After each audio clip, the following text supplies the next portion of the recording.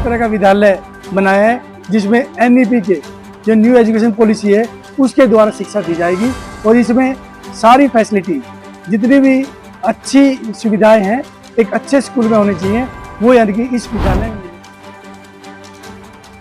ग्रामीण क्षेत्र को देखें तो उसमें यानी कि सफाई की व्यवस्था नहीं है और इसके अलावा पानी की निकासी नहीं है। इसके साथ साथ जो सड़कें और जो बिजली की जो आम समस्याएं रहती है वो समस्या चली आ रही है।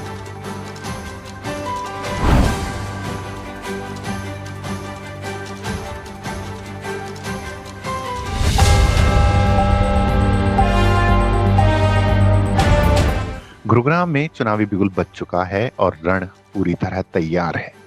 इंतजार है तो बस राष्ट्रीय पार्टियों के उम्मीदवारों की लिस्ट का। पार्टी के सभी बड़े नेता भी अपने खास लोगों को टिकट दिलाने की जुगत में लगे हैं, तो वहीं चुनावी रण में निर्दलीय उम्मीदवार भी पीछे नहीं हैं और लगातार लोगों के बीच पहुंच रहे हैं। मानेसर नगर निगम से विजय सिंह नंबरदार, जो कि एक चर्चित चेहरा हैं, ने मंगलवार को चुनावी बिगुल फूंक दिया है। हजारों की संख्या में पहुंचे लोगों ने विजय सिंह के हाथ मजबूत कर उन्हें चुनाव लड़ने के लिए प्रोत्साहन देने का काम किया। इसी मौके पर रॉयल पब्लिक स्कूल की एक नई बिल्डिंग का भी उद्घाटन किया गया। विजय सिंह नंबरदार की माने तो उनका लक्ष्य कम दामों में बेहतर शिक्षा उपलब्ध करवाने का है। तो इस बिल्डिंग का निर्माण इसी उद्देश्य से किया गया है कि ज्यादा से ज्यादा बच्चे यहाँ से शिक्षा लेकर देश की उन्नति में अपना सहयोग दें। ये ओपनिंग आज की, लेकिन जो एक्सपेंस है ये हमारा पिछले 30 साल का एजुकेशन का एक्सपेंस है। हमने दुनिया के जो विकसित देश थे उनमें शिक्षा प्रणाली को देखा और देखने के बाद हमने सोचा कि एक ऐसा हिंदुस्तान में एक इस तरह का विद्यालय होना चाहिए जो उस पद्धति से चलाया जाए जिसमें कि शिक्षा के साथ साथ रोजगार प्रबंधन का भी विषय हो।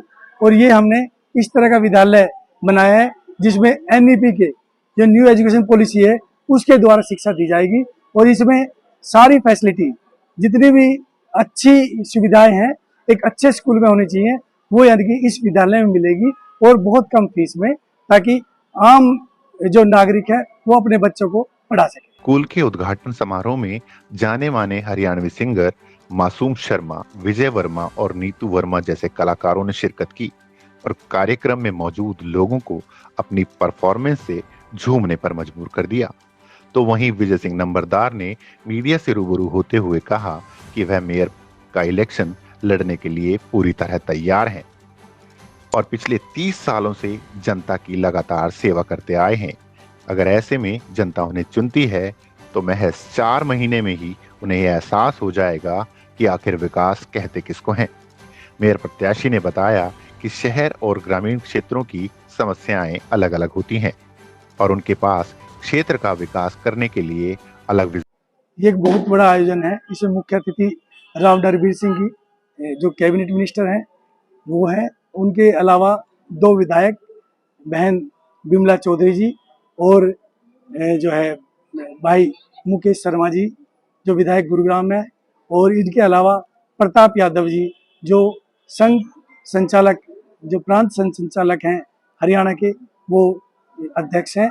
और इसके अलावा जो विशिष्ट अतिथि हैं वो भिन्न भिन्न क्षेत्रों से शिक्षा के अलावा और भी, चाहे इंडस्ट्री हो, चाहे मेडिसिन हो, चाहे इंजीनियरिंग हो, चाहे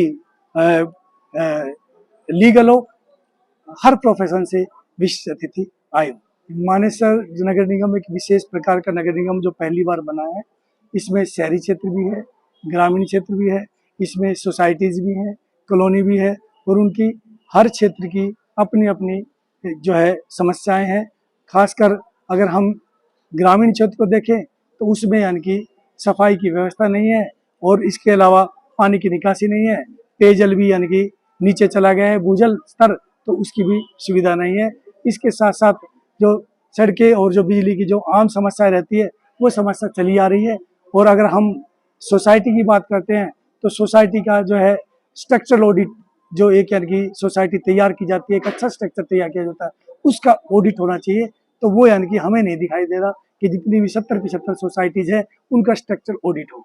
इसके साथ साथ उनके लिए स्टेडियम चाहिए, जो सोसाइटी में रहते हैं, जो जो एजुकेटेड हैं, जो अपना घर छोड़कर एक नया घर बनाए हुए हैं, उनको उनके बच्चों को और खेलने की सुविधा, पार्क और इसके अलावा जो ना बिजली की जो सुविधा उनको चाहिए वो सुविधा भी नहीं हो पा रही है। और मैं पेयजल की बात कर रहा था कि जो यानी कि जितना जीएमडी से पानी आता है वो पर्याप्त नहीं है, वो भी यानी कि पर्याप्त पानी चाहिए। इसमें मैंने आपको बताया समस्याएं तो मुझे पता ही है, तो जैसे अगर जनता मुझे चुनती है तो समस्याएं हम धीरे धीरे जो आने वाले 3-4 महीनों में उनको ये महसूस करा देंगे कि ये आपकी समस्याओं का समाधान हो रहा है। गुरुग्राम और मानेसर में जोर पकड़ते निकाय चुनावों में अब उम्मीदवारी भी सामने आने लगी है।